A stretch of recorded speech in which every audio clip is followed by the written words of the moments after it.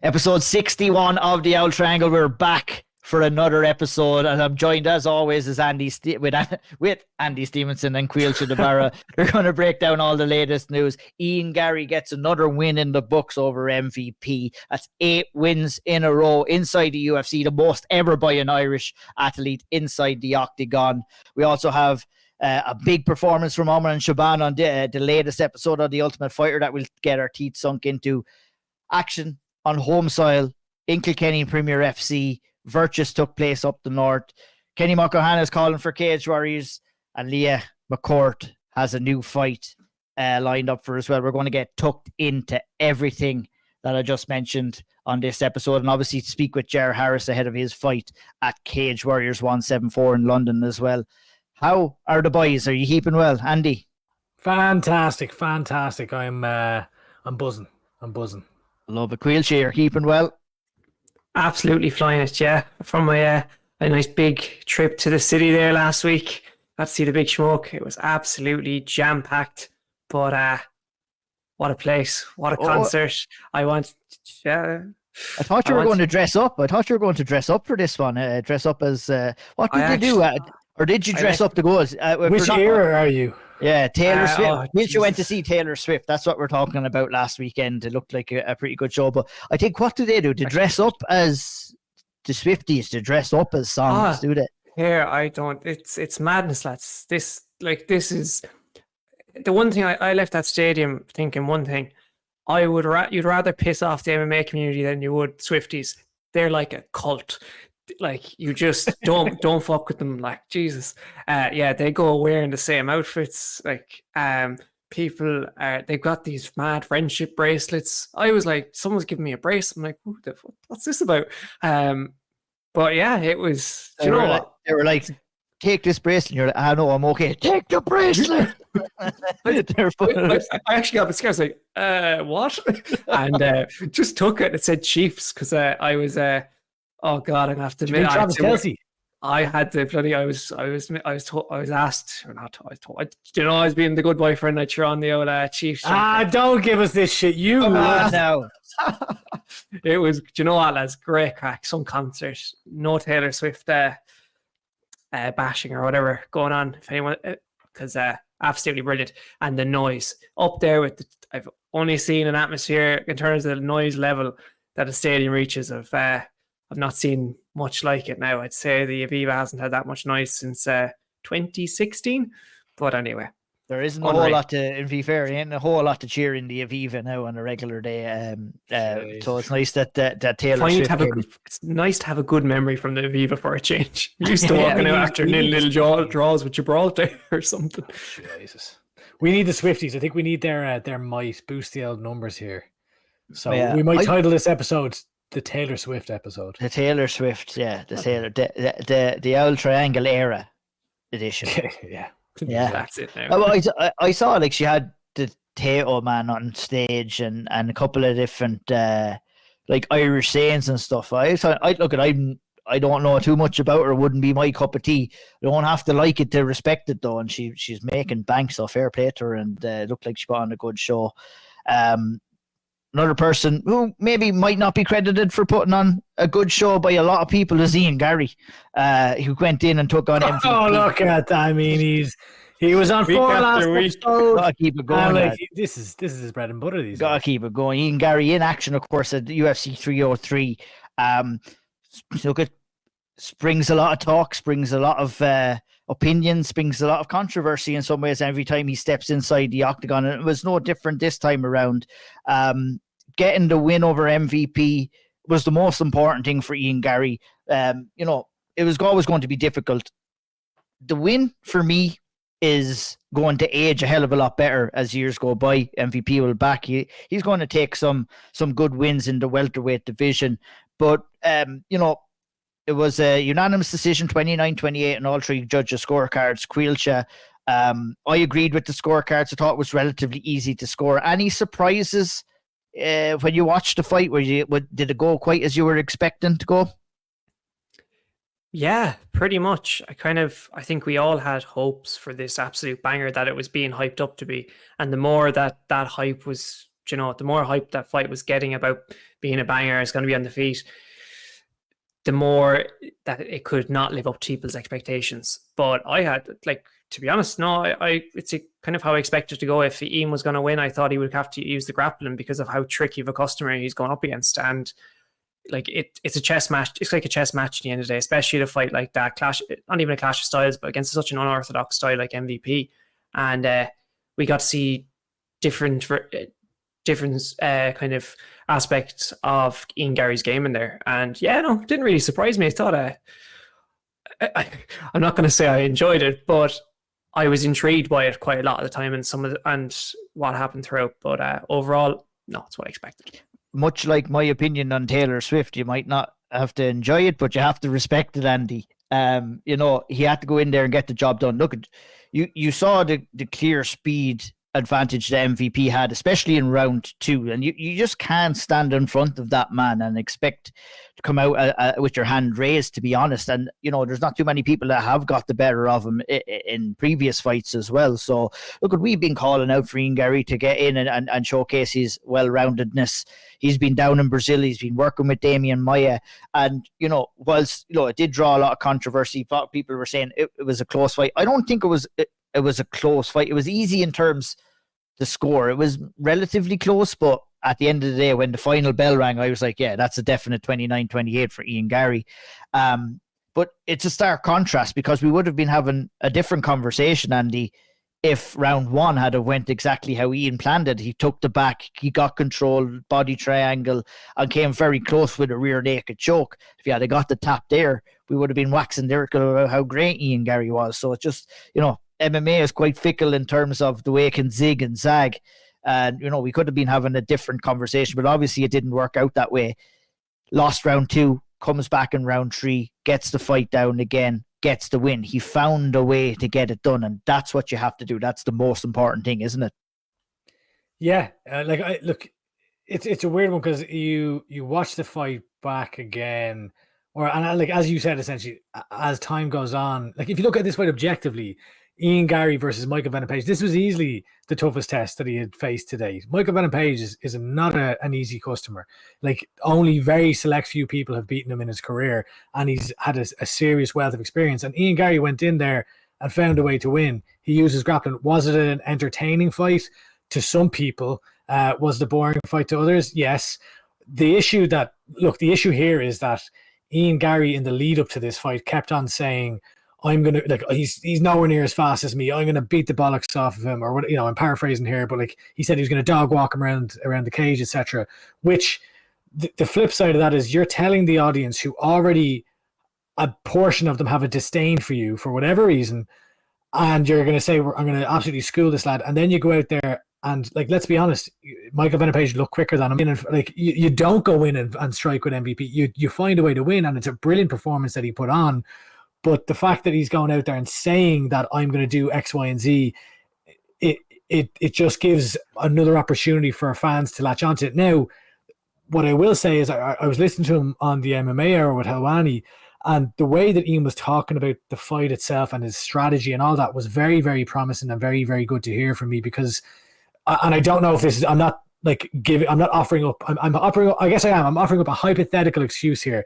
If you're Ian Garry and you're going out there and saying, I'm going to dog walk him, I'm going to strike with him, I'm quicker and faster, well, then there's a chance that MVP is like, oh, this guy's going to strike with me. He's going to, like, this guy believes his own shit here, and he's going to go in and trade with me. And then you go out and you implement a grappling heavy game plan. Maybe that was strategy also. I don't know. There's ways of doing that too, though, in my opinion. And you know, I think I might have made that point about him, like, the way he was disparaging MVP's skill set as well ahead of the fight, where, you know, you're not doing yourself any justice when it goes out and it turns out to be a really close fight, or, you know, somewhat close fight any which way, and you're not dog walking them, or you're not beating them on the feet and everything like that. And something that I likened it to, and something that I criticised as well, was Israel Adesanya does exactly the same thing. Says he's going to do this, that, and the other, and then goes out and just kind of point fights for 5 rounds or for 3 rounds, and that draws a lot of ire on MMA fans. It draws a lot of ire on me. And what I like to see in MMA fighters, like, you can go out and you can show MVP that level of respect ahead of the fight, and you can also say, yeah, I'm going to test my skills. See, look, he thinks he's this, he thinks he's that, and no, there is a little bit of mental warfare too, but it didn't do him any justice at the end. Overall, for Ian Garry on fight week, for me, I thought it was an excellent fight week. I thought any of the interviews that I saw him did, he spoke very well, apart from, look, obviously you have to talk that way, right? You can talk that way, but you have to go out and deliver at the same time, right? But the way he spoke before the fight, the way he carried himself in the post-fight interview, the way he's backstage at the presser, and obviously on Helwani as well. I thought he's done such an excellent job in kind of relaying his thoughts and breaking down the fight. Just made me out to be an absolute mug. I was like, calf kick. And, you know, he gave an excellent explanation on why you don't throw calf kicks of MVP. That's why Ian Garry is doing what he's doing, and that's why I'm doing what I'm doing, to be honest. That's what I love to hear from Ian Garry as well. It's like, you know, a little bit of a fragment of what he kind of looks at fighting as, how he breaks down fights and how he breaks down opponents. And you can do that in a respectful manner and still go out there and be successful. I think my argument was, and I think what you were saying, Andy, as well, is that you add that extra piece of pressure on yourself and your reaction is going to get like 10 times worse when you say something and then you go out and do pretty much the opposite, you know, of what you were saying. Now, that does take away a little bit from his win, which is unfortunate because it is a really good win. But I think we're really at the stage right now, and I don't know how Ian feels about this himself, but the man could shit gold now, I think, at this stage, and people would be criticising him as to saying, why isn't he shitting silver? You know what I mean? People have taken a disliking to him. People have taken a disliking to him, and he is not a fan-friendly kind of a fighter, and I don't know whether he is comfortable with that, but from the reaction I see online, posts that I make about him, interviews that he does, you know, and I'm sure you guys are the same as well. This cycle of negativity keeps running and running and running, and I'm not sure if he's ever going to be able to take that monkey off his back, and that's okay too. If you're tuning in to see him win or you're tuning in to see him lose, that's the art of the fight game, I guess. That once people are watching, that's all that you want. It would be worse if nobody gave a fuck whatsoever, but I just think it's a little bit of a shame because I don't think he deserves all of that negativity. I think he gets a raw rub of the dice as well. But, you know, sometimes he doesn't do himself any favors when he goes out and talks like he talks. Do you agree? Do you disagree? That's kind of what's been circulating in my mind about Ian Garry. I completely agree. I think, like, in terms of doesn't help himself, I think you're spot on there, but it doesn't deserve the extent that it's kind of gotten to at this point.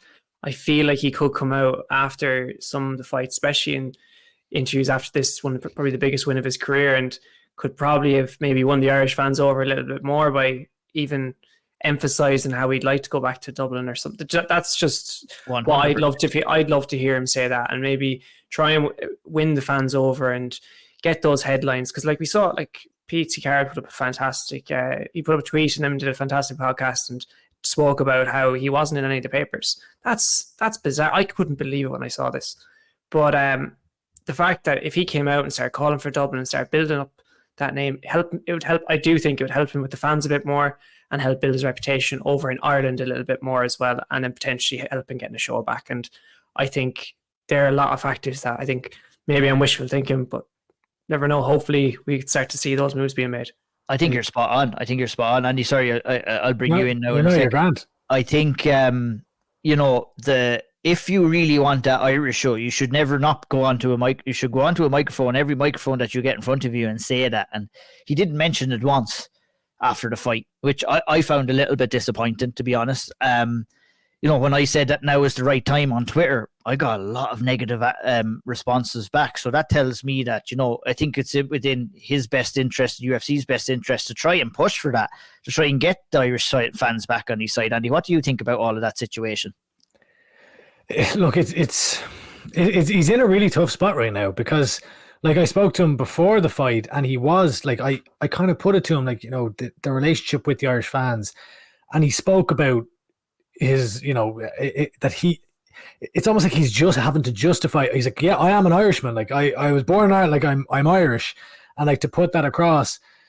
But the reality is, you do, like, you know, you stick a clip out, and it's a lot of negative pushback on that. I think he has lost at this point. He has lost the room with the Irish fans. It's not irredeemable, but I think there's a lot that can be done. Like I said this to him, actually. I have no problem saying this. I said this after I finished recording. Things like what Bellator and PFL did with Paul Hughes, you know, the little videos like that where you're at Gaelic football, like UFC should be, Ian should be in Ireland. The UFC should be doing videos of him where he's big into hurling, where he's playing with Dublin hurlers or so, like just this type of stuff to show little ways to form a connection with the Irish fans. But like I at the same time, regarding the media coverage, like I think it's crazy. It's a damn shame that we're in a position where whatever about whether people like him or not, we have a guy who now has the longest win streak in the history of Irish MMA in the UFC, who's got, 8 wins now in the UFC. McGregor has 10. Obviously, Gunnar Nelson, an adopted Irishman. I got a lot of shit for a list I put up. Fuck yous all. I'll put up whatever list I want. Gunnar Nelson, an adopted Irishman, also has 10, I believe. But, like, you know, Ian Garry's going to continue to break all these records. And it is, from a sporting perspective, it's a real shame that he's not getting covered now. You could definitely, like, he put some blame on the Irish media when I interviewed him. And, you know, in real time, like, I'm not going to be like fact checking them, and I didn't really think to do it. I wouldn't do it probably anyway. But like, it's not all just the Irish media. No, it sure ain't. It sure ain't. He's stood people up a number of times. I know that for a fact. We can talk about ourselves. Like, we have tried multiple times to kind of get him on here as well, and you know, it doesn't always work out, and we know it's busy as well. But we've offered an olive branch to say whatever time works for you. You know, like, I mean, I even went as far as to say, like, if we got Ian Garry interview, I'd take time off work to come back and interview him if I got the opportunity. So, I mean, that kind of relationship has to work both ways too. I understand what he's saying. I understand that we have to kind of, you know, accommodate him in certain regards. He is the fighter. We don't want to mess up his schedule too much, but, you know, little small things like that maybe. But, you know, he's supposed to be back in Ireland now. It'll be interesting to see if anything happens or what's going on or with him there. I mean, it's a good opportunity to do what you said that he should be doing. And yeah, and like, it's just I hate doing this, to be honest. Like, I hate the fact that I think this is just a constant thing now where it's like, we have to talk about it though. Yeah, I know. I agree, but it's like, it's just constant. It's just recurring, because this is how the Irish fan base feel towards him currently, and I hope that it can be redeemed. The positive, to look at the positive side is, like, especially the way he approached talking. We've talked about it already, but like the way he approached going into this fight, you have to know that this is the reaction that you're going to get if you go in and talk you talk a certain game and then you deliver a different game plan. You have to know that this is how people are going to react. So on one side, maybe they just don't, maybe just doesn't care. And on the positive side is, like, from a winning perspective, which is priority number one, it's all very positive. And like the fact, I know, of course, I wish he called for a UFC Dublin on the mic, but what he did do, I think, was a brilliant job on the mic. Like, you've an Irishman who has beaten all these records now, and not only, like, when McGregor was in his pomp in featherweight, it was always, he's ducking this person, he's ducking that person, all this shit. Well, Ian Garry's gone out here, and I'm not saying I believe any of that, but yeah, that was the narrative at the time. But Ian Garry's gone out here, he's got to win, the biggest win of his career, and then he goes and calls it the boogeyman of the division. Like, and still, unfortunately, the reaction is negative towards him. I thought that was an absolutely tremendous move for him to call out Shavkat Rakhmonov. It was where I was going next on what should be next for him. If it's maybe a quick yes or no answer. Do you think that him competing as a headliner in a Dublin show fixes some of the issues that he's having right now with the, like, I mean, if you were to kind of if I was kind of to describe the relationship between Ian Garry and the Irish audience and the Irish fan base right now, it would be that status that we used to put on Facebook, where we used to say it's complicated, you know what I mean? Relationship status, you know? So I think And that's why I tweeted out, now is the right time for him to do that, because they're not going to bring him back when he's fighting for titles or if he is a champion. We're at a stage right now where it's fucking, die a dog or eat the license, you know what I mean? Or shit the license, whatever you want to call it. We've got to get him back in for that venue. I think it's good for Ian. I think it's good for the UFC. I also think it's good for Irish MMA in the country as well, where maybe we would get a little bit of extra coverage with it.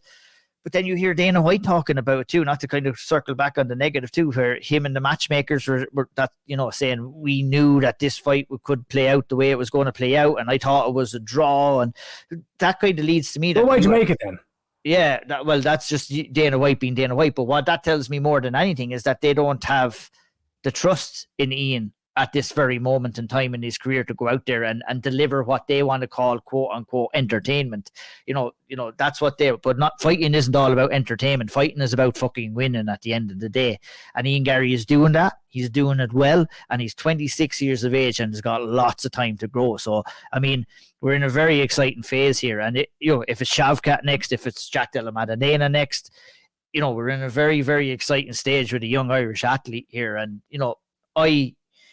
I don't like talking about that shit. I want to see him doing well. I find myself fighting his case more than I'd like to, rather than, getting collectively behind him and cheering on his success. But, you got to talk about what's thrown in your face. And to be honest, there's a lot of negativity going around. I think it's a crying shame. What do you want next, Andy? Shavkat? Jack Della Maddalena? Yeah. Either or. I don't see how either of those fights could possibly be boring against either Jack Della Maddalena and Shavkat. And here's, to what you're saying there about, if that is how the UFC view him, and the indicators are not ideal currently, to say the least, you put him in there against a Shavkat, you put him in there against a Jack Della Maddalena, and you do it in Dublin. Because I do think, one, we know that the UFC will set out, the UFC will set out wherever they go. They will set out Dublin, no bother. The fans will be absolutely rabid.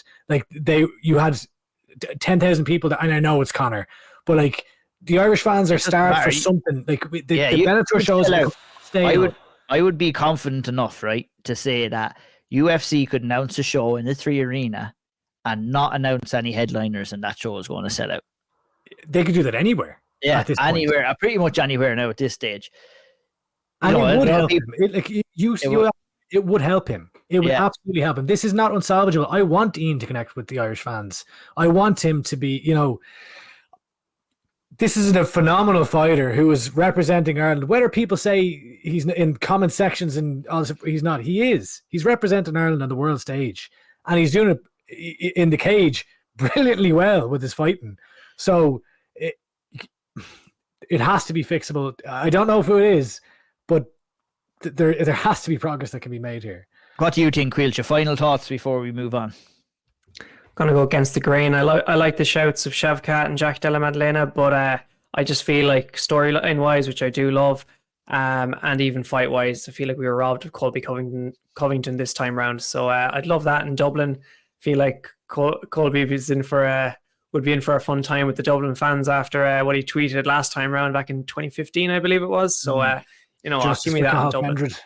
Yeah, justice for Caoilte Pendred. Yeah, it'd be interesting. I think that would be the fight I'd love to see most, but I don't think Colby he's smart enough not to take that fight. I don't think it is, but that would be pretty damn good fight as well. But I think to round it off, we have to talk about the positives, we have to talk about the negatives. At the end of the day, we have the most winningness. Well, the guy who is on the most winning streak in Irish MMA history right now, creating history for Irish MMA as well. So I hope that something happens where he turns the corner and we're all because, we were all collectively with Conor and the Irish MMA athletes that were coming up with Conor as well. And I feel that there is that level of separation, especially when it comes to Ian Garry. You can feel it with the likes of Caolan and Sean and Kiefer and stuff like that as well. But hopefully, I truly believe to start turning the corner, that UFC Dublin event needs to happen, and he needs to top the bill there. And like you said, Annie, you put him in there with Shavkat, you put him in there with Jack Della Maddalena. I would even equally say not really Colby Covington, because that could be a boring fight too. Jack Della Maddalena or Shavkat Rakhmonov versus Ian Garry, it delivers. It delivers every day of the week. But we shall move on. Want to stop and touch base on the Ultimate Fighter season 32. This week, or last week, I should say, we had Omran Chaaban competing in the quarterfinals, and he picked up a fantastic win in the second round via Anaconda choke. Don't know which one we're calling it a Darce choke.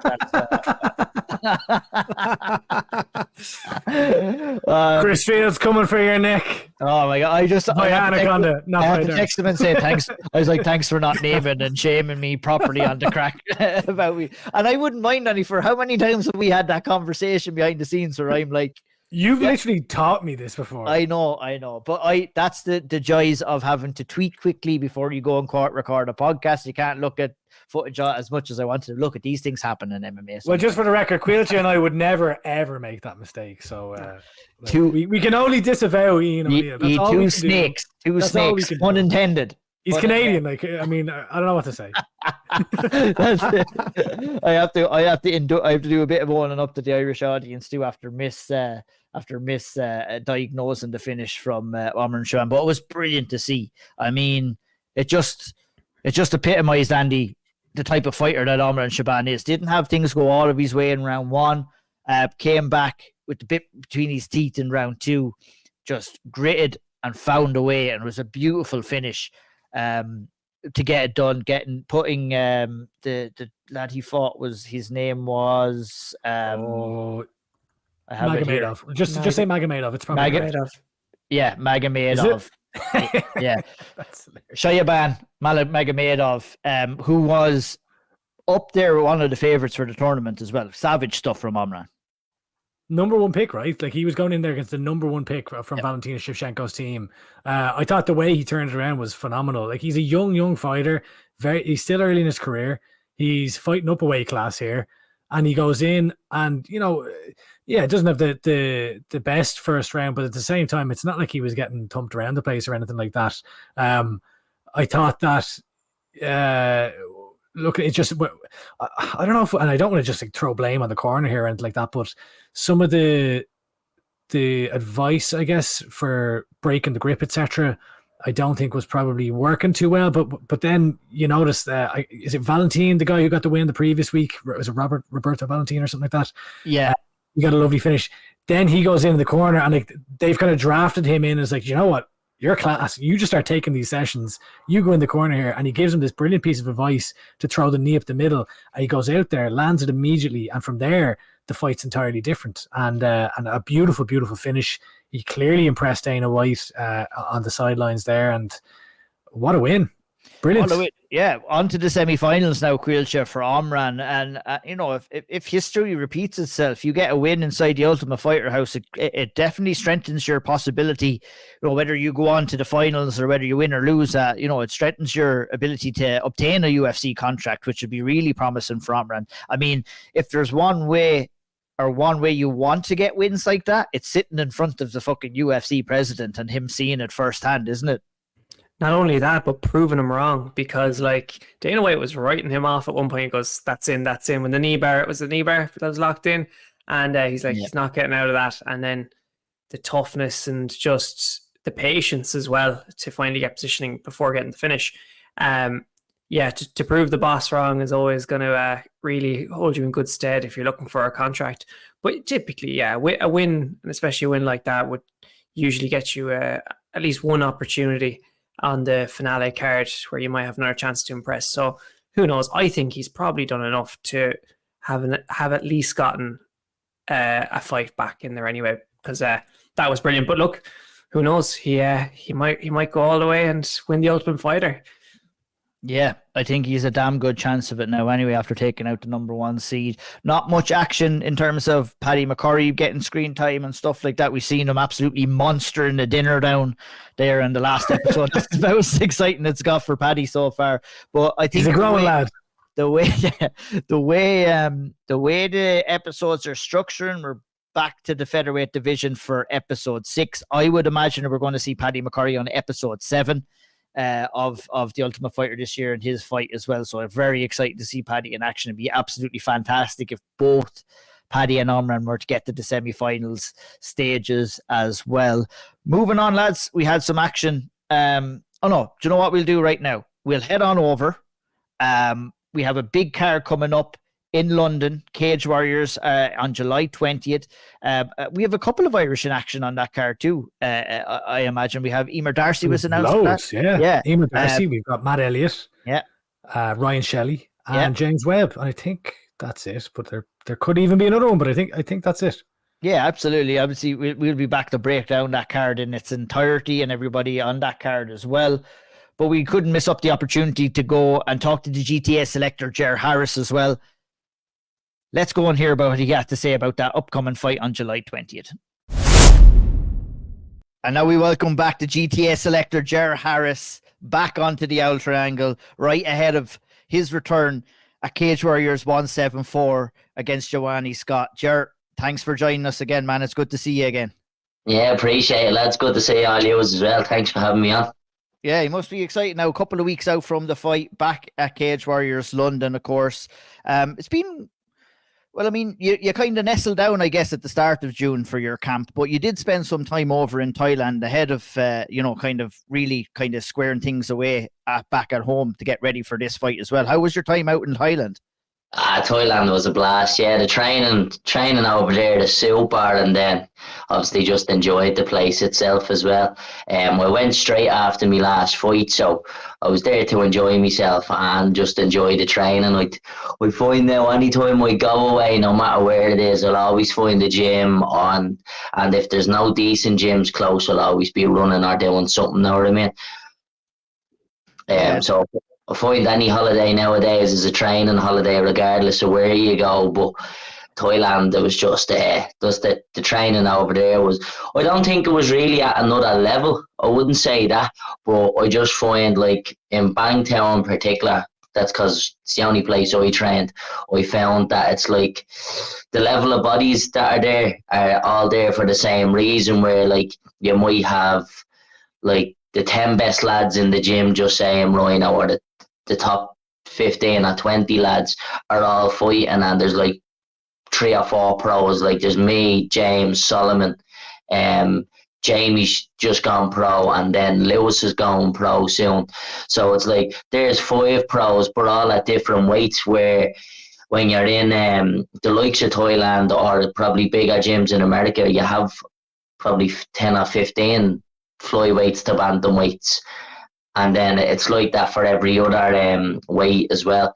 And then I found as well, another thing about it was there's 6 or 7 coaches in and around the mats. Like there's definitely 3 to 4, and then there's like 1 or 2 poking about as well. Know what I mean? But at any time there could be up to 6 coaches on the mats easily. Like, so you never forgot about if you're drilling or if you have a question.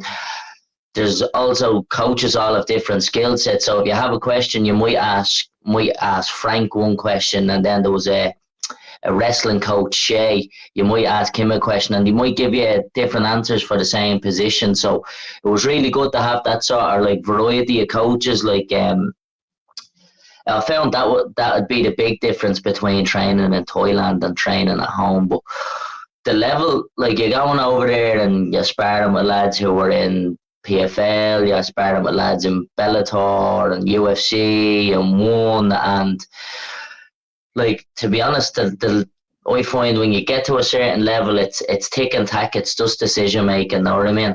Like for how someone could be fast in one area, you could be stronger, or you could be a little bit smarter, or you just might be a little bit tidier at mixing things together. I found that was. Probably that's how we really felt Thailand went for me. Like, yeah, 100%. It looked like you were having a great time over there. I was living off your experience. I got the chance to go over there once before, and it's a fantastic spot. And you mentioned that while you're away, you're on a break, but you're still getting work in, and it kind of environment and that climate exists over there where it kind of leads you down that false sense of security that you are away on holidays, but really you are working, you're going to the gym, you're getting that work in, you're upskilling as well. So it's kind of nice to have that over there too, I would assume. Yeah, no, it's brilliant. The whole place is unbelievable. I'd live there tomorrow if I could. Know what I mean?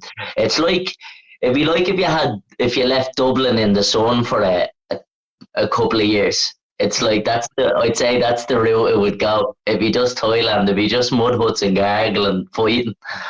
Yeah, perfect scenario. So it would be. And look at the way things are going. There's a lot of Irish heading out over there anyway. So you might get that wish eventually if you stay going out But there. that's Like, it. There was a bleeding, like there was loads of us over there, and then like I ran into Kiefer, James was over there, like two lads came on the Allure trip with us, Dean and Jack, and then Nahome was over there, a fella was with him, Podrick. There was always Irish bouncing in and out, and you'd be like, where do I know him from? Then he come over with a big blatant Galway accent. You'd be like, oh, what's the story? You know what I mean?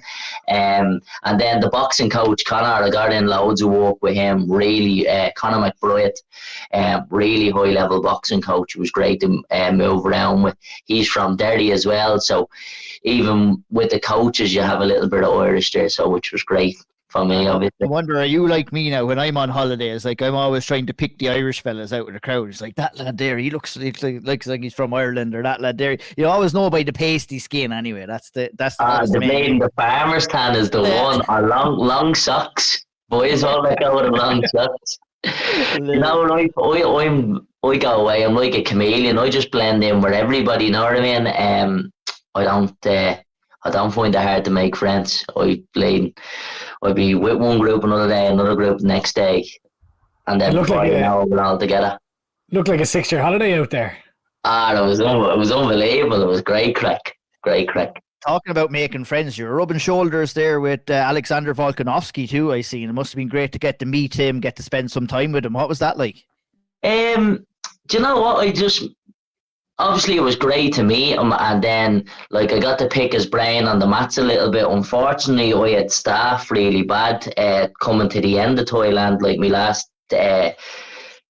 2 weeks in Thailand, I had really bad staph, and then I got a bacterial infection in my stomach as well, so I was wrote off. But so when I met Volk, I had staph, so I couldn't train with him, but I was picking his brains at the side of the mats and having a few yaps, so it was like. And then obviously I was watching him coaching and stuff like that. So that was like, that's what I found the best out of it. Meeting him, he was just like one of the lads. He's absolutely staunch, like he really nice fella. More than happy to sit there and talk to you. And like that, I was just having the crack with him. I never sort of feel out of place when I meet people like this. Know what I mean? Like these are obviously people. Like it'd be like meeting McGregor for someone else, know what I mean? Like obviously I've met McGregor a couple of times, but it's like it's still surreal, but at the same time I don't feel out of place when I'm with him, know what I mean? When you're just having a yap and you're talking about techniques and or fights, and that's sort of where you just click now, that sort of way. Yeah, 100%. One thing that, you know, I noticed about Volkanovski, having not met him, and maybe you can kind of confirm this, is that super nice fella, very friendly, but obviously, like a lot of fighters, I would say, has that switch as well. And, you know, when you turn that switch, you flick that switch, you have that focus, you kind of have maybe that meanness in there. Do you notice that when he's even coaching, when he's giving advice, and when you're talking to him about fighting, that, you know, he kind of has that switch, that passion and desire to talk about fighting?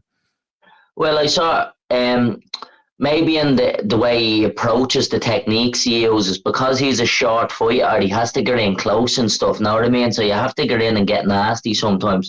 But sometimes I find a lot of fighters don't actually have that switch, know what I mean? It's like, obviously they switch on for competition, but not a lot of people are willing to be aggressive and want to go out and hurt people, do you get me? They sort of just take it as a sport and as a competition, where the likes of me, I'm going out to blade and break your face, so I don't fucking... Yeah, you have that switch. What they do. You would have that, wouldn't you? But with Volk and stuff like that, I didn't... Like, he was never, like... Never too much, know what I mean? Obviously, when he's coaching and stuff, and like I said, I was only at the side of the mat, so I wasn't, like, right up watching it. But, yeah, it definitely has that switch. Obviously, he's a super nice fella, and he goes in there and does it against the best in the world, so... Yeah. A good man. Like, know what I mean? Yeah, 100%. No, like Volk is a legend. I'm a massive admirer of him. Was there any part of the conversation or any piece of advice that he gave to you that really stuck and you brought home with you? I think it was like just sort of about, do you know what? I didn't really talk to him too much about fighting. like in terms of like, I wasn't like trying to ask him loads of questions, because you have to be, like, you're watching 100 people walk up to him that day and pulling him for photos and stuff like that. So I find it's just better to be a little bit more relaxed and not force conversations, or like I don't ask too many questions about fighting, because I'd be the same. Know what I mean? You're answering the same questions for people all day long, and it's no problem, because I love when people have interest. But like that, I didn't try pry too much, but he was talking a little bit about the pressures of fighting, like pressures coming up, and how he feels out of place if he doesn't have a fight coming up and like that, and just how he sort of deals with it, little things like that, which was a proper eye opener, because obviously I'd say a lot of fighters feel the same. It's like, it doesn't feel right if you don't have a fight planned. Know what I mean? You're sort of just in there floating around, waiting for something. Know what I mean? Waiting for another fight so you can get to the next step, so you can get closer to a milestone, or take the milestone, or something like that. But yeah, he was talking a little bit about the pressures that he feels like when he hasn't got a fight, or and the pressures obviously when a fight is coming up. But nothing too where I'm like, that's proper wisdom, that, know what I mean? But yeah, no, he was good to yap there. I just sort of had a laugh for him, if I'm honest. Come here, never mind about this fighting crack. Did I see you and James Gallagher went in the sauce with him? Even better, yeah. So yeah, we had What was some. that like? It was a bit of buzz, like, yeah. Do you know what happened? We went in, I was at the walking into the bar, and I seen all the lads, and I was like, what the hell are these doing here before me? Know what I mean? Because I was at the walking down the beach with two of my mates, and all the lads were already in the bar. So he goes up and goes, what's the fucking crack here, like? And the lads were like, it wasn't like that. Everybody just sort of showed up, because Volk was on the way to Bangkok, and then he had lost his passport. And then James and another James were going out, and then they rang the boxing coach, Conor.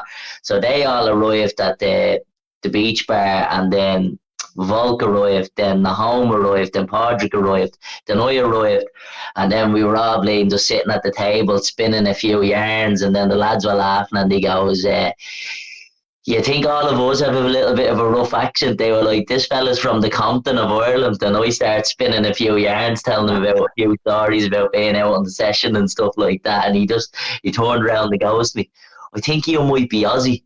And I goes, I think I might be. And we were both just laughing, looking at each other, because I was sitting right beside him. And then I goes, right, fuck all this telling stories. I goes, come on, we go in onto the dance floor and do a bit of shadow boxing. And then he put his arm around me and he goes, I think you definitely are Aussie. And we were both breaking us bollocks laughing. He goes, come on, we do a video, because we start messing, doing all this, throwing hands. And I goes in my head, Volkanovski's at asking me for a video. And Conor, the boxing coach, was over the moon.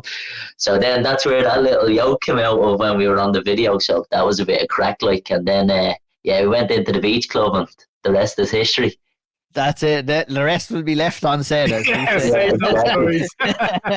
happens in Thailand stays in Thailand. Well, one thing happened in Thailand that I have to ask you about is that I saw a picture of you in a dress. How did that happen?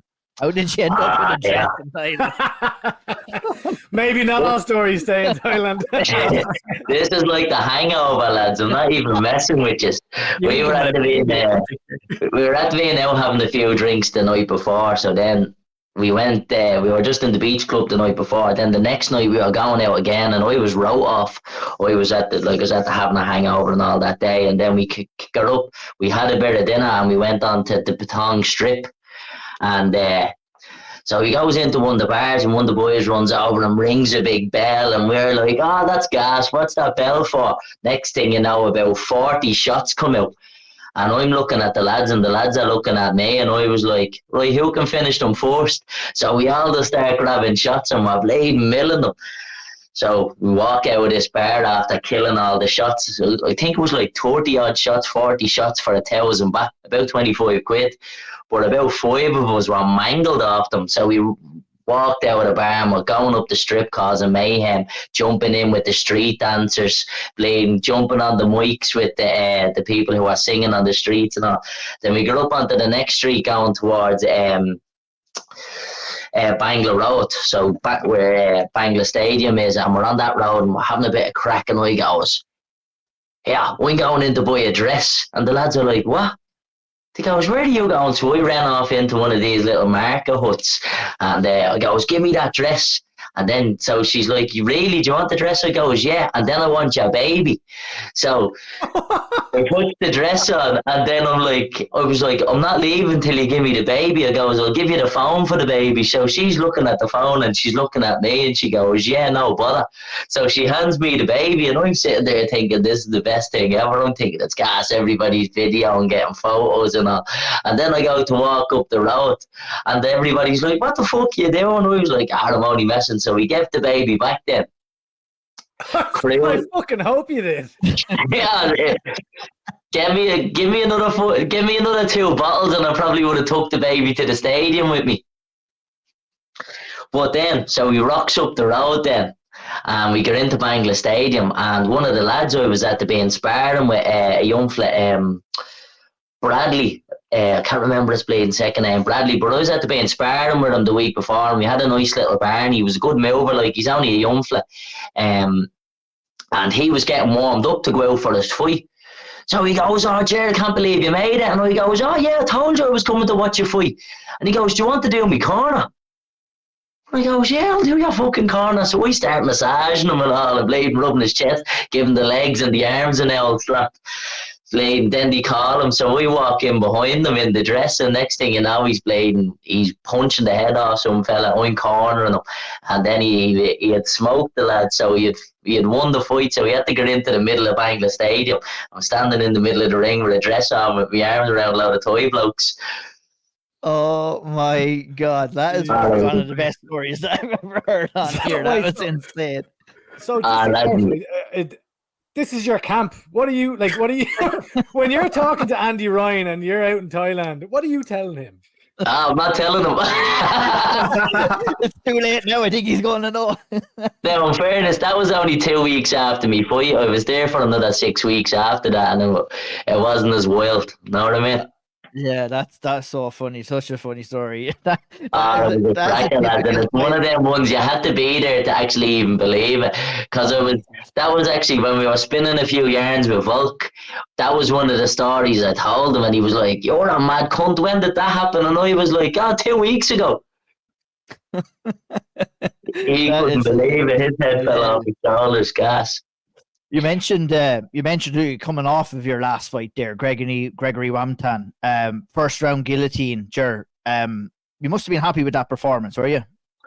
It was a second round ninja choke, and to be honest, do you know what it was? I wasn't obviously delighted with the win. At the subbing a high level BJJ black belt who was medalled on the European scene and stuff. We knew that was obviously going to be his game plan, to come out and control me on the floor and try stall the fight and make it as boring as possible. But I knew I'd get him. I probably have more submission victories on me resume than half the bleeding jiu-jitsu black belts out there in MMA. So I knew I could finish him anywhere, and obviously I wanted to go out and finish him on the feet. But I think I felt like I just couldn't get myself going before that fight. Like, I don't know, even in the warm-up, Neil had me out there on sprints, and I was like, I just couldn't get going. And like, I don't use any excuses around, but I did have ringworm coming up to that week, and I was on antibiotics, so the body was at the being a little bit low. So maybe that was affecting me a little bit, like the night of the fight, because it was that week I had got the ringworm, or the week before, so I was still on the antibiotics to get rid of it, because when I get ringworm it just doesn't go. It's like a high strain of it. I don't know what it's like, but anyway, I felt like he controlled me really well in the first round, and then obviously second round, I was coming out of the second round, I was like what am I, like I need to fucking switch on here and blow this fucking fella's head off his shoulders, like. So come out the second round, started to get me shots going a little bit more, and then rinse and repeat at the fourth round. He just took me down and got control, scooted back to the cage, and when he kneed me in the head, I was sort of like, and the ref stopped, and I was thinking to myself, I was like, I need to fucking finish this fight, where I guarantee you 90% of people would have been like, me bleeding head, and probably looked for a DQ. I wanted to go out and bleed and rip this fella's head off. So I was like, fuck him.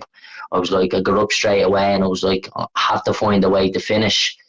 I think through a shot or two, he took me down again and he just left my arm under his neck and I got back to the feet and then just snatched it. So, yeah, it all worked out. In a weird way, the illegal shot kind of woke you up in some kind of ways. Yeah, it really did. And I had to have a heart, like, it was a weird, like, couple of seconds. Like, it's only a couple of split seconds, but it's like your thought is, like, so much longer. It's like you're after going through a book in your head, know what I mean?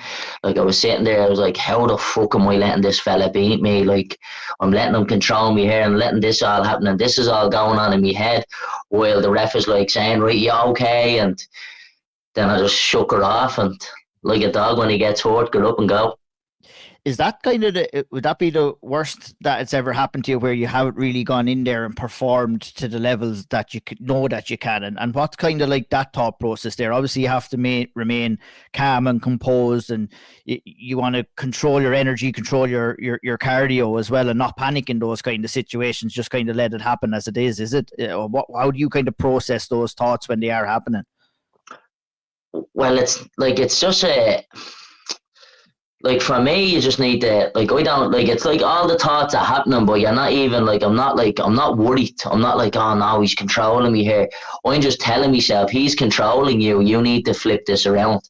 And it only takes a second to flip around the fight, know what I mean? One shot, anything. And these are things like you get from positional rounds in the gym.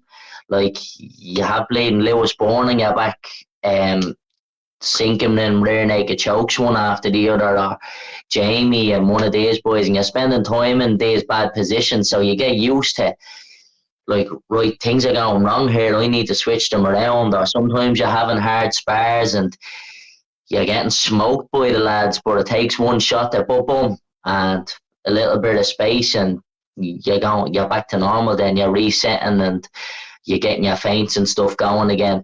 You just need to not switch off in there, and I think that's something that comes with experience in fights. I think, like, the more time you have in there, the less you're gonna panic. And at the end of the day, I'm not leaving there without your head on me, under my arm. Know what I mean? 100%. Yeah. Coming into this fight, I saw a clip on Instagram today. You were talking about Jawany Scott. You were saying that, you know, this lad fancies himself as a bit of a boxer. And you want to go in there and, as you said, take the head off him as well. You want to get the knockout. You're prepared for everything. That's always my objective. I want highlight real finishes, but it just seems that I just keep subbing people. I can't help it. Yeah, I guess where I was going with that one is that, you know, Wamington I think he was a black belt, wasn't he? Yeah, black belt, yeah. Yeah, he was a black belt. You know, then you want to go out and knock out the boxer. You know, it's still, you know, elite level fighters, they go out there and they beat guys at their own game as well. Is that what you're also trying to achieve, or you just want to go out headhunt and get that highlight reel knockout? Well, I just believe I'm doing MMA. Like, I'm 25 now. I started MMA when I was 10. That's 15 years experience, know what I mean? I believe I'm good enough to beat anybody on the feet and anybody on the floor.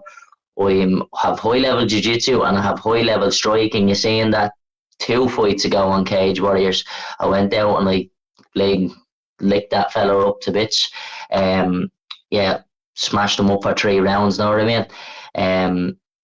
I know I can go out there. I've trained with high level strikers. There's nobody who I've ever moved around with and thought, fucking hell, this fella will bleed. Like, he's just levels above me, you know what I mean? Now, different when you move around with the likes of a Craig Coakley. He obviously has a high level skill set, but it's like that.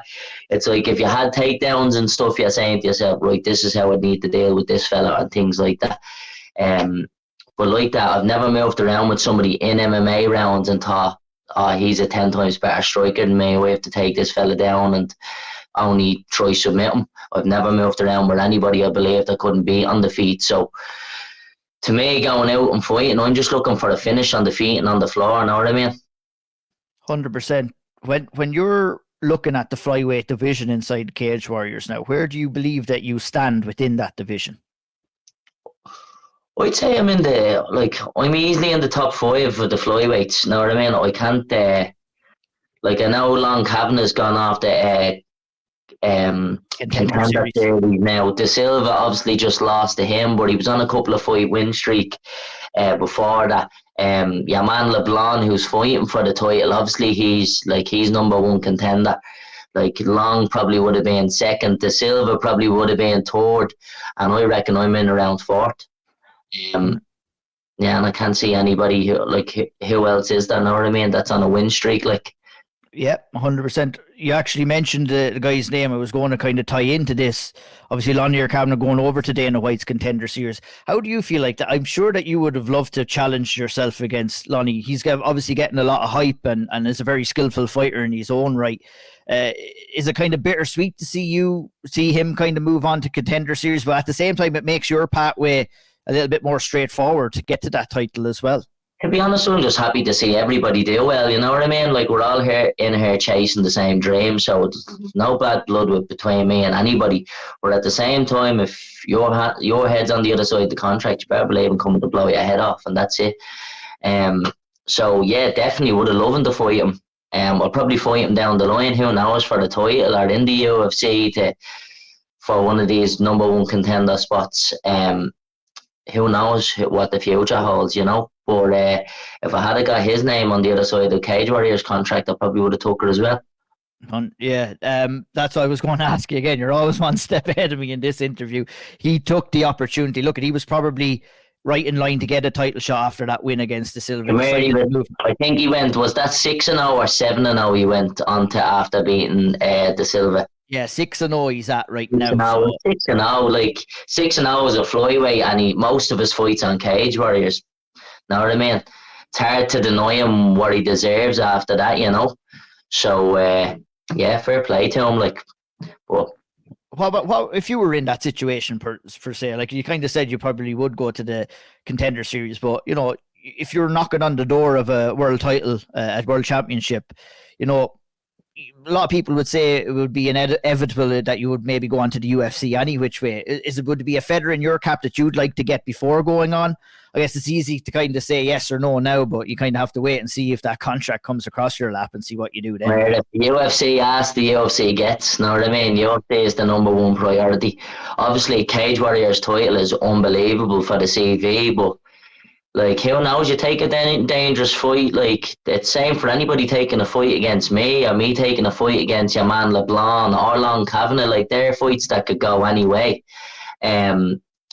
So, like, maybe that's your Cage Warriors title fight, and you're taking the risk of, well, if I lose that now, I have to win 3 or 4 more to get into Contender Series. Like, Contender Series aren't going to take you in off a loss, so you take your opportunities when they come up. 100%. At the end of the day as well, you can always come back to Cage Warriors, know what I mean, and build yourself back up. That's what it's there for. Sure, look at Reece McKee, came back, smoked 2 boys, and he won his title back again, didn't he, against James Webb that time. So there you go. Like, you can always come back and collect that title if the Contender Series didn't work out, or who knows. Big time, yeah. No, that's a fair way to answer that. I won't keep you too long now, Ger. I know you're staying up late, and thanks a million. No, fine, boys. Don't worry about it. Jawany Scott is the opponent on July 20th. How do you see that fight playing out? Yeah, I think it's going to be a nice technical battle. I think we're going to be both trying to pick each other apart, open up each other's games. Going to get into a few exchanges, and then he's going to decide to wrestle me because he will not like to be getting clipped. Nobody does. Everybody turns into a panic grappler once I put hands on them. So, yeah, that's what way I reckon he's going to go. He's going to start panicking, looking to shoot the takedowns, and I'm going to put everything into his face on his way down to the floor. Like, predicting the finish inside the distance? Yeah, we want the 4th round finish always, know what I mean? 100%. And with a win, where do you think that leaves you? You think number one contendership, straight for the title? What do you want next with a win here? I believe we'll be calling for the title because it's on the same card as me. I won't be shy, you know what I mean? I'm coming for that fucking title. So if they offer it to me, I'll take it off your hands, no problem. But if anything else pops up like Contender Series or something like that, you better believe I'm gone. How do you see that title fight going? LeBond and Hack. I think if Hack stays on his bike and pokes at him and doesn't get into big exchanges, I think he'll do well. Like if he moves the way he does and keeps the shots out, he'll win the fight all day. But if LeBlanc gets in and makes it a dirty fight and connects with him and takes him down, I think he'll smoke him. Just one on that, Ger. Obviously, LeBlanc has a win over your good pal and mentor and older brother figure in Ryan Curtis. He beat him in Dublin. Would that interest you even more, a fight like that, or do you think that way? Oh, you better believe I want to bury my elbow in his head. Know what I mean? 100%. I'd love that. Obviously, he'd be winning one back, and like that as well. There's no bad blood, but at the same time, there is a little bit if it's coming off that, you know. So we'd have no problem putting me knuckles through the back of his nut. Lovely stuff. Anything for you, Caoilte, before we go? All good? Nice one. Thanks a million, Ger, for taking the time. Looking forward to seeing you in action. Cage Warriors 174 in London, July 20th. The GTA selector is back. Looking to take some heads, looking to take some arms or necks, whatever is available for him. Anything that's going, I'm bringing home.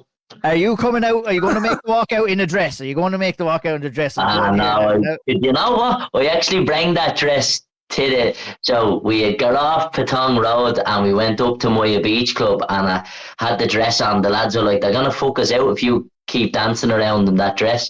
So I took her off because I had shorts and a t-shirt underneath and I put it in a bag and someone robbed it.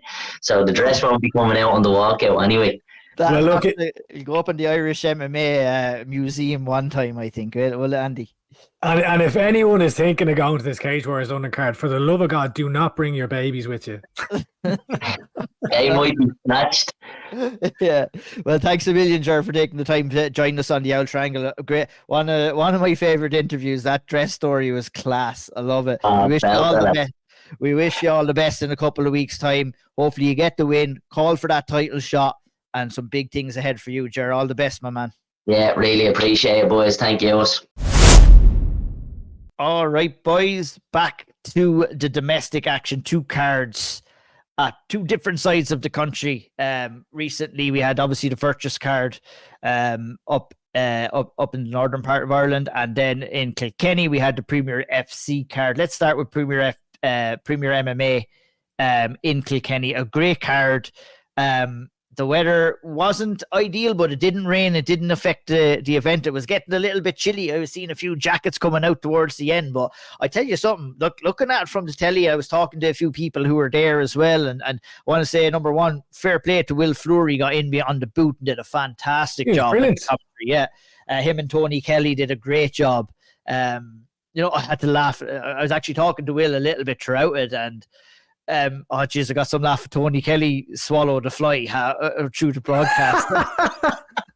And he made a good laughing joke out of it. I was like saying to Will, R.I.P. the fly. I just, it was just something that you're watching an event and randomly hear something like that. So I thought the lads, look, Tony Kelly obviously isn't in and around mixed martial arts and doing too much of that, but I think he did a fantastic job and obviously was complimented by Will Fleury. So I want to give a shout out to the 2 boys there.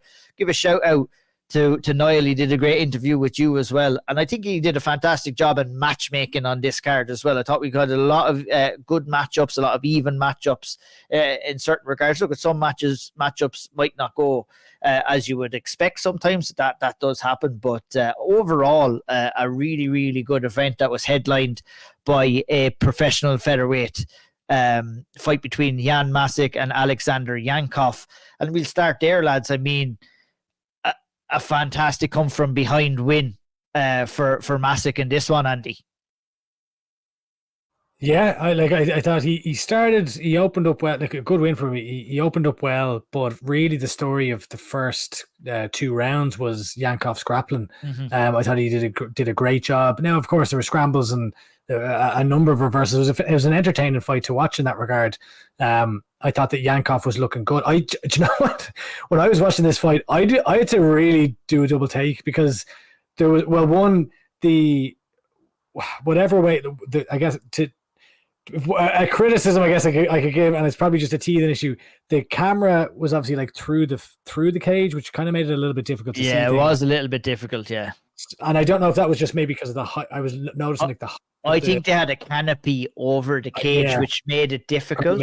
Yeah. So that would be a little bit of a criticism, but the reason why I bring it up is like when I'm looking at it, I was like, hang on a fucking second, which one's Alexander Yankov? Because like I'm not used to seeing him with the completely shaved head.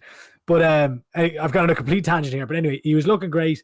I thought he was landing some good shots, good top pressure, a couple of sub attempts in there. But ultimately, Jan Masic pulled it out of the bag. Like it looked like we were en route to a comprehensive decision win for Alexander Yankov. I thought he took the first 2 rounds. But Masic pulled it out of the bag. He got it was a guillotine choke in the end. He went to a mounted guillotine and then back to, he was in bottom position when he finished it. But yeah, look, obviously I think this one was kind of not set up, but the storyline coming in here is Alexander Yankov kind of trading wins and losses. This is a guy who's coming in, from Croatia, I think it was, pro debut. We were kind of maybe expecting Yankov to get the win, and unfortunately this is a couple of times now this has happened to him in his pro career, where he's been looking really good, he's been winning the fight, and all of a sudden his opponent manages to pull off a comeback submission. If you recall the fight against Marcin Zambalo up in Ur. Unfortunate for him, he drops to 3-5. Masic moves to 1-0 after his pro debut, but I thought it was a good fight. I thought it was a fun fight. Yeah, 100%. Sam Driver picked up a win against Matty the Hound O'Rourke, fighting on home soil. Obviously, a unanimous decision. We didn't get to hear the scores on the scorecard, but did very entertaining fight. I mean, look at Driver was trying to close the distance, take the fight down. Matty O'Rourke trying to obviously get off his shots. And the better of the 2 game plans, I guess, went to Sam Driver, who rightfully got the unanimous decision. Look, obviously Matty had some good spells in the fight, but wasn't enough to kind of tip the judges' scorecards in his favour. Yeah, I mean, like Driver essentially played spoiler here, because you were chatting to Niall ahead of the fights. He was massively high on Matty O'Rourke, and for good reason. He stopped a good few lads in his run so far at amateur, but I thought Driver had a brilliant game plan here and taking it down. There was a shaky moment at the start of the second round where Fleury and the lads pointed out in commentary that I think it was Jack Maguire or whoever was in the corner from MMA Cork shouting, don't be respecting him, less respect now. And so he goes out and immediately gets clipped with a left hook that kind of wobbled him. But fair play to Sam Driver. He got his wits about him, pressed the fight against the cage, took it down. And really, it was just a very well executed game plan by Driver, who, played spoiler in the night, but I thought it was a well-deserved win. I'd like in future to hear the scorecards being read out, just more so for a few of the other fights on the card. But a good win here for Sam Driver. We had an unfortunate incident actually ahead of Jordan Scully's and Michael Cronley's fight I was looking forward to seeing, Andy. Sadly, Michael Cronley tore his ACL, I believe that was what was said on the broadcast in warming up for that fight. And I've not heard anything since. So, I mean, very, very unfortunate for Michael Cronley. We wish him a speedy recovery. That's a horrible thing. Just seconds before you're supposed to go out and fight to get an injury like that is difficult to deal with. And obviously Jordan was disappointed not to get to compete as well, but for obvious reasons. We had a battle, Tipperary versus Kilkenny battles going throughout this night, and Rory Burke of SPG Clonmel defeated Cale Baby Bash Brennan via a second round submission as well. Another solid performance here from Rory Burke. Cale Brennan did have some spells in this fight as well, but was unlucky, obviously, to get the submission by rear naked choke towards the end of round 2, Andy. Yeah, another really solid performance from Rory Burke. He went in with the kind of grappling game plan. Brennan came out strong with his strikes early on, but I thought that Burke was looking really solid in the first round. At one point, now, and I am not going to pretend that I know him in jiu-jitsu, but according to Will Fleury, he landed a K-guard sweep. So that was fair play to Baby Bash for that. But ultimately, in the second round, Burke shot in early for the takedown, got it, was dominant in his grappling, took the back, landed some shots, and eventually got the rear naked choke. And he moves to 5-5 as an Ami. But I was looking through his record, like he's fought some really, really tough guys at amateur so far. So has gained a lot of good experience and another good win here. So fair play to Rory Burke. one of my favourite fights of the night in the welterweight division. Daniel Negru defeated Declan Ryan via split decision. This was a back and forth battle, Andy. I really enjoyed it. I'm sure you did as well.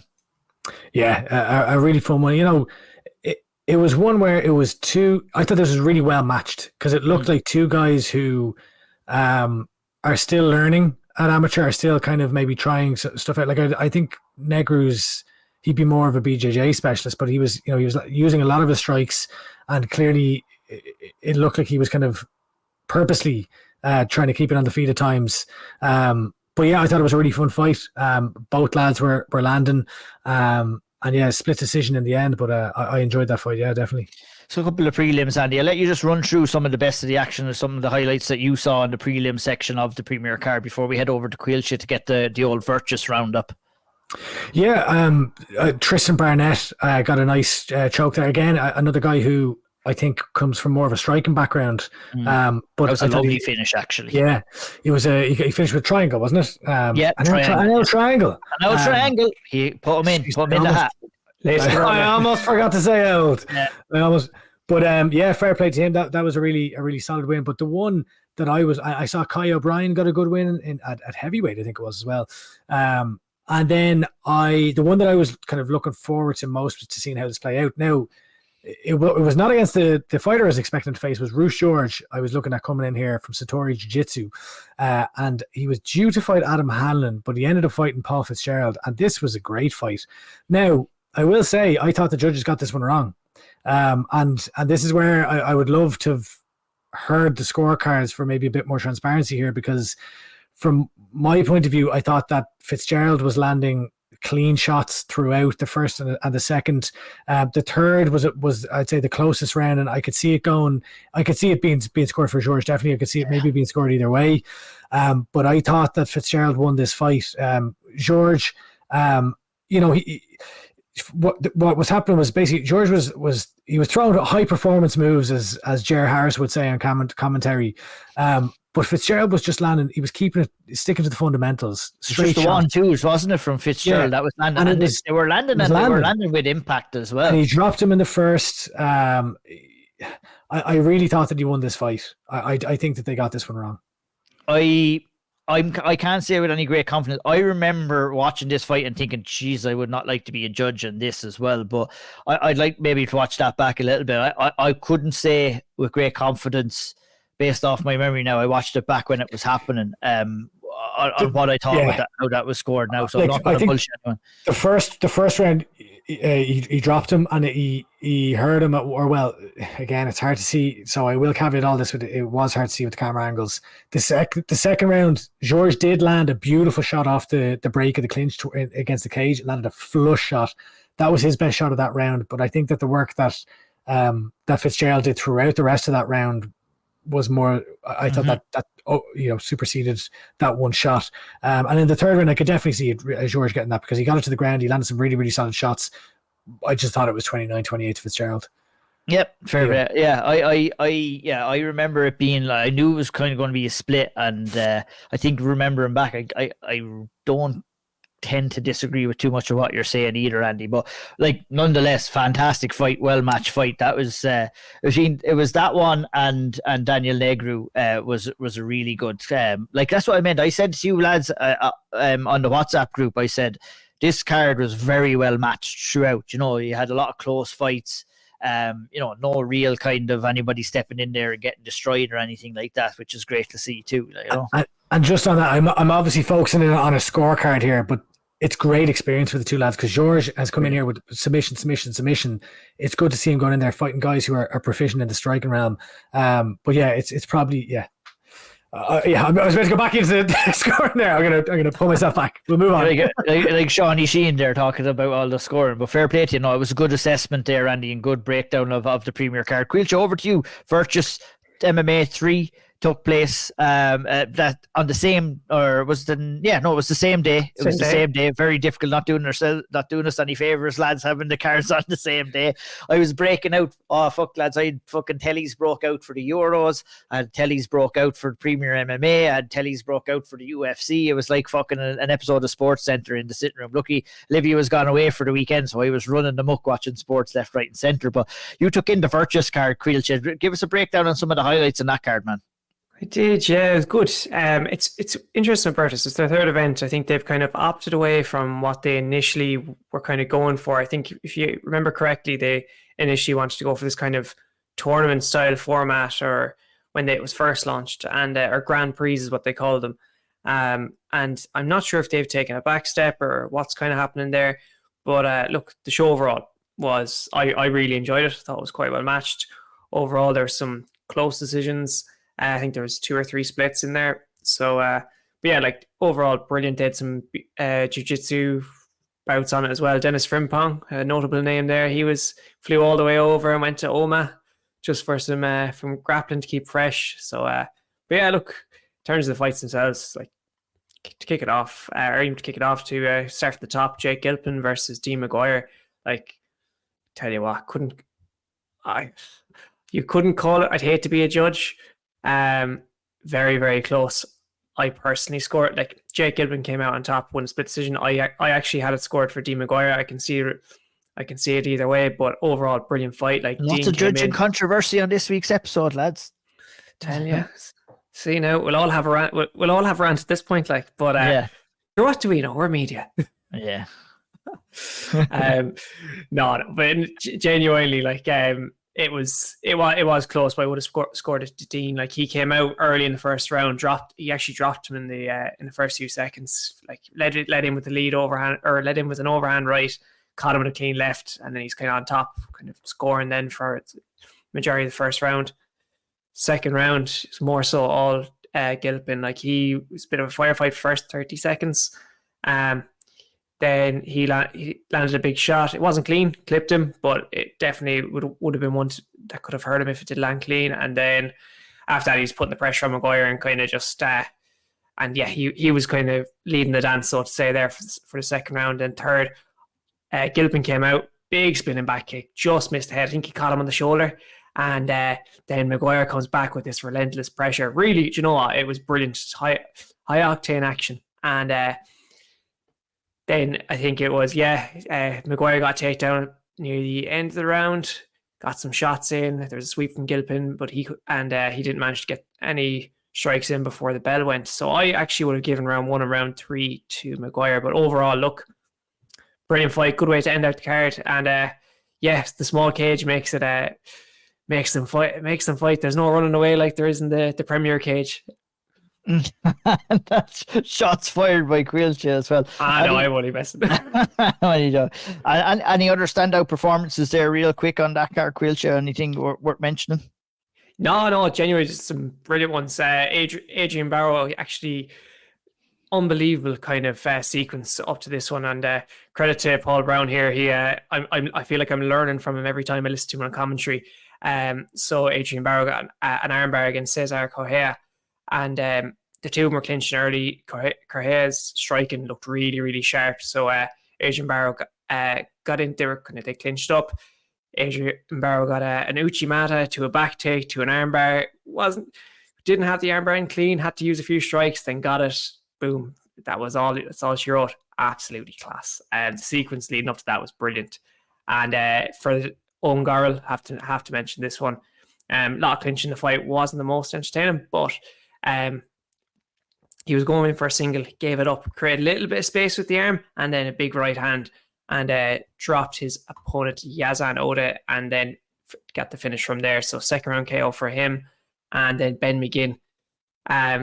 You don't see it that often, but you gotta love it when you do see it. There's some really good boxing from McGinn throughout, and then Oshie Maloney, a few nice kicks, lovely little teep to the head, kind of trying to cut off the distance, getting the inside, and but then as soon as he had up against the cage and kind of in the clinch position, McGinn saw his opportunity at one point.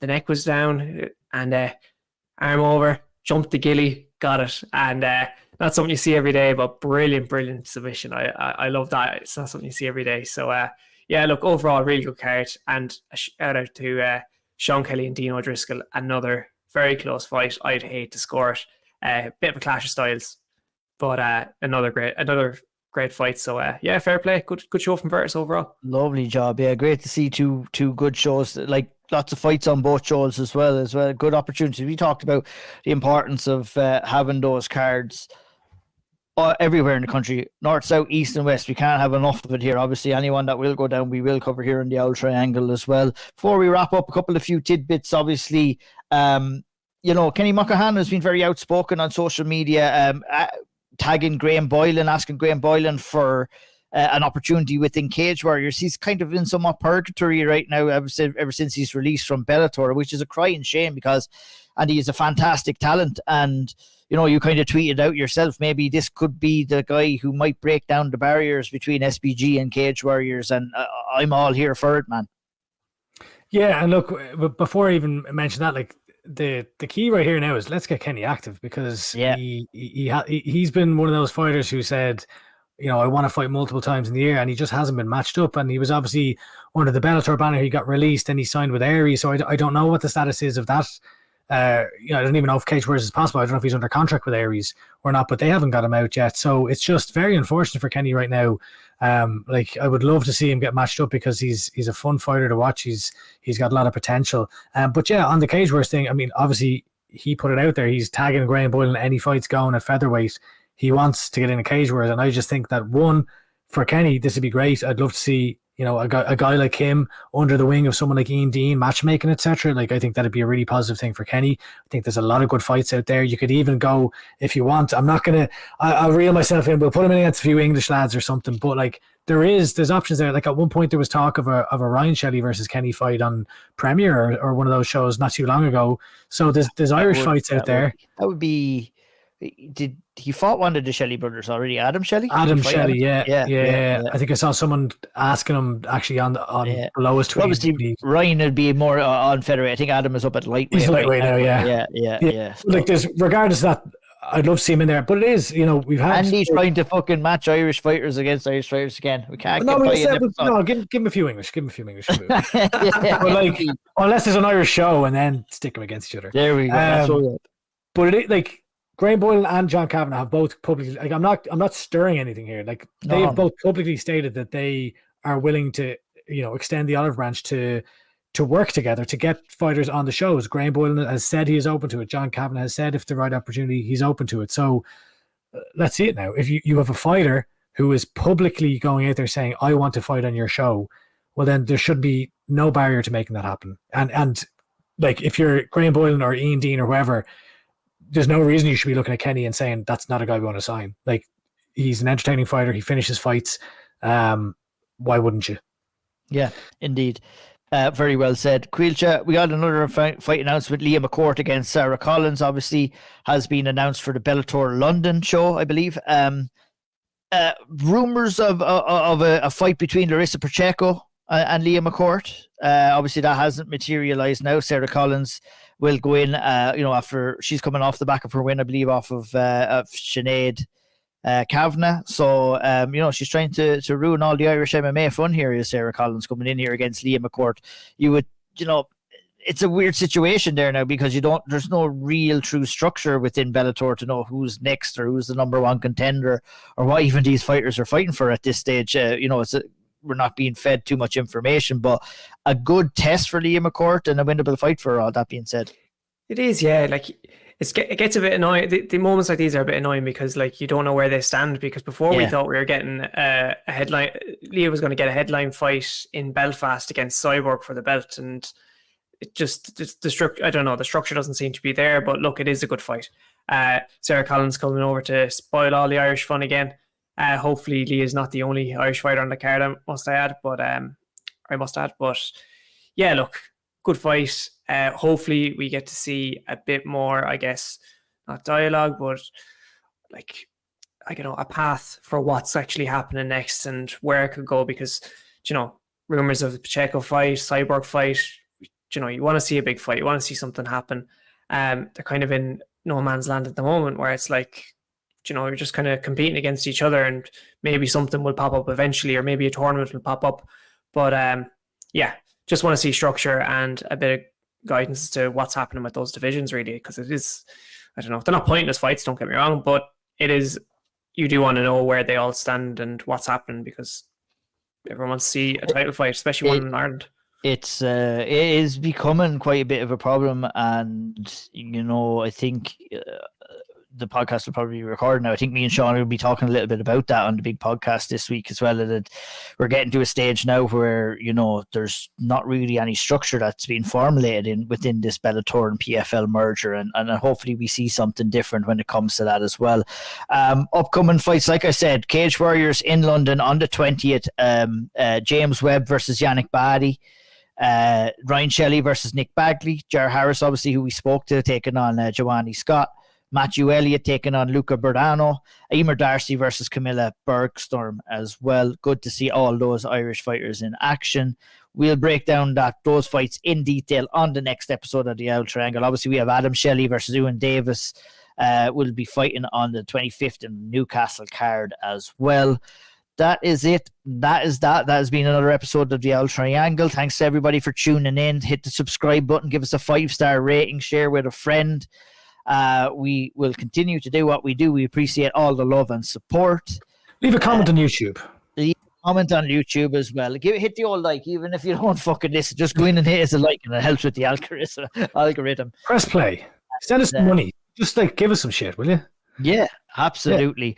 Yeah. Before we do the final sign off, I'll sign off. I think I'll miss the next one or two ones. I'm heading away back home to get married. I will be at Cage Legacy. Go to the chapel and he's gonna get married.